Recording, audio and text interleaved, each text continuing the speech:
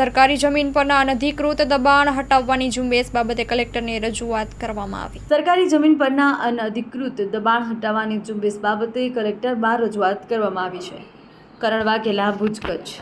હાલમાં સરકારશ્રી દ્વારા દબાણ ઝુંબેશ કાર્યક્રમ અમલમાં હોય કચ્છ જિલ્લાના ભુજ તાલુકાના ભુજ શહેરમાં મિર્ઝાપર પાસે પ્રિન્સ રેસિડેન્સી હોટલની આગળના ભાગમાં જે લોકોએ ધંધાકીય દબાણ કરેલા હતા એ દબાણો દૂર કરવા માટે અમે એમને નોટિસ બજાવેલી હતી અને એમને માલ સામાન ખસેડી લેવા માટે અગાઉથી કહેવામાં આવ્યું હતું।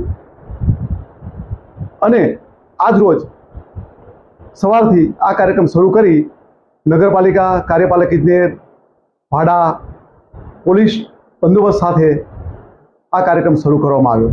તેમાંથી 8 જેટલા કાચા પાકા દબાણો દૂર કરવામાં આવ્યા અને 3150 ચોરસ મીટર જમીન, સરકારી જમીન ખુલ્લી કરવામાં આવી, જેનું વેલ્યુ હાલના માર્કેટ કિંમત પ્રમાણે 15 કરોડ જેટલી થાય છે। અને આ ઝુંબેશ અમારો ચાલુમાં જ રહેશે।